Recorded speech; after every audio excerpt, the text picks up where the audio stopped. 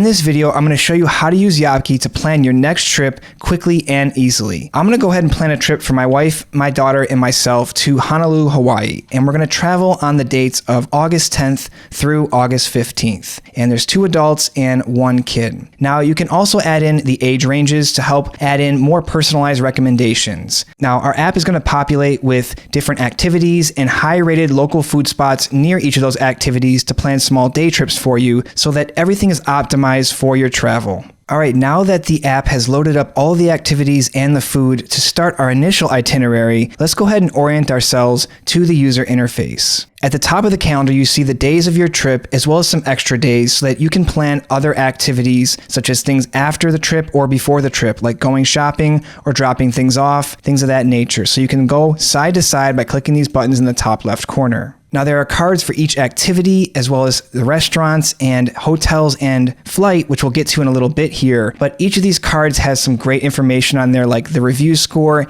and the number of reviews. The interface is very easy to use. You can drag and drop by clicking on a card and moving it around. You can lengthen the time of the card. You can even move it to a different day and swap out events like that. Now let's dive deeper into some functionality of Yapki and show you all of the ways that it can make your travel planning quick and easy. First, you can right-click on any of these cards and take actions on any of these cards. You can edit them, delete them, or even view them on Google, which will pull up the Google Maps link so that you understand more information about the place you're going to. The overview, you can learn about tickets, you can also learn about the reviews, the operating hours. All the things you need to know are right there at your fingertips. Now, if you click on one of these activities, a right panel will show up and has all this pertinent information for you, like nearby food, so you can see that and you can sort and filter those by the minimum review count, the cost, the categories. You can also add notes here, such as we're going with Mike and Michelle, and you can keep that note there. It's persistent and it auto saves for you. That Google link is also here for you. If you want to edit anything about it, maybe the start and end time or the day, you can edit the description as well as the title here. You may even say like tickets purchased already. So you know that you have your tickets and you can save that and confirm. Now you know that you're ready to go to the Pearl Harbor visit. If you right-click on one of the food activities here, you can also view it on Yelp, which will bring up all the information that you need so you can understand the hours, you can look at the menus, you can look at reviews specifically, and get the address here as well. Now, say everything on here, you don't want to do any of this stuff on Thursday. You can right-click on the calendar and you can clear the day, and that will delete all the events quickly for you. Or maybe you want to go ahead and add an event. Let's go ahead and highlight some time, and you can add a custom event. For example, if you want to go to Sea Life Park, you can type that, it'll autocomplete, it'll add in the address for you if you want to add a description there, and then you're ready to go. It will then populate with the review score, the reviews. You can click this here. You can view it on Google as well. Now, maybe you want to add a restaurant on here. You can also go to this top menu here to add different restaurants, activities.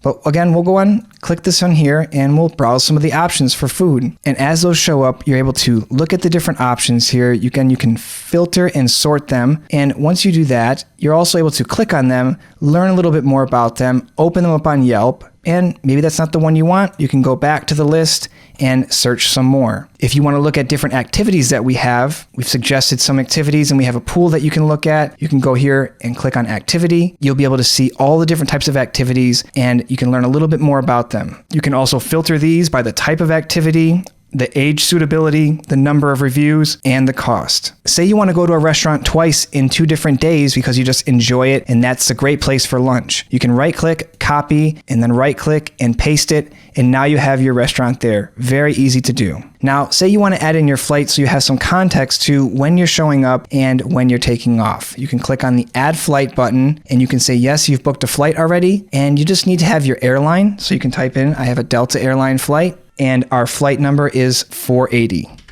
And we're taking off on the 10th. So let's go ahead and fetch that flight info. We'll go ahead and grab that for you, populate it, just double check, make sure everything is right. If you want to change the time a little bit, maybe it takes off a little bit earlier or later. And then when you're ready, you can click add this flight and we'll add that information over there for you as well. On here, the departure and arrival times and the time zones, telling you that it changes time zones, the total flight time, and everything you need to know. You can add in additional flights if you wanted to for your return flights. Now let's go ahead and add a hotel in here as well. You can go ahead and we're going to stay at the Hilton, and you click on that and it'll auto-populate with the address and your check-in or check-out dates. These are the dates of your trip that you input. Make sure that those are correct. You may have an early check-in or a late check-in or a late check-out, so you can change the dates here, and maybe you're staying over there for the first few days. But with us, we're going to be staying here during the entire trip, so we'll go ahead and move this here and add this hotel. And as you'll see, you have a check-in card here,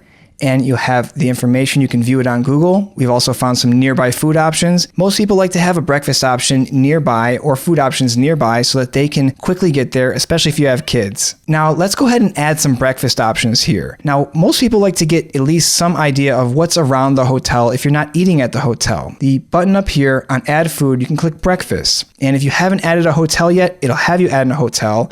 You can click on this and you can find breakfast options nearby the hotel. Or say you're staying with friends or family, you can type in an address and we'll just see what comes up here. And maybe you're staying at 123 Main Street and you can find them right through here as well. And make sure you deselect that and you're going to, through a custom address, generate breakfast options. But for me, I am staying at the Hilton Hawaiian Village, so let's go ahead and generate some breakfast option. And you'll see up here, it's working to find those options for you, and they're high rated, great reviews, and you can see everything you have here. And you can save your itinerary by going up to the top right corner and creating an account for yourself. It's very easy. You can sign in with your email address and we'll send you a magic link so you don't have to remember another password, or you can sign in with your Google account. It's very easy to share your trip as well by clicking these three dots here and click Share Trip. And you'll get a public shareable link that you can send to your travel companions and partners so that they can view your itinerary and all the helpful information that's on there. Also in this corner menu, you can hide the early morning and the late night hours so that the interface doesn't scroll as much when you're planning your trip. So when you go up in the top right corner, you can turn them on and that will hide the early morning and the late nights. So there's a lot less scrolling for you.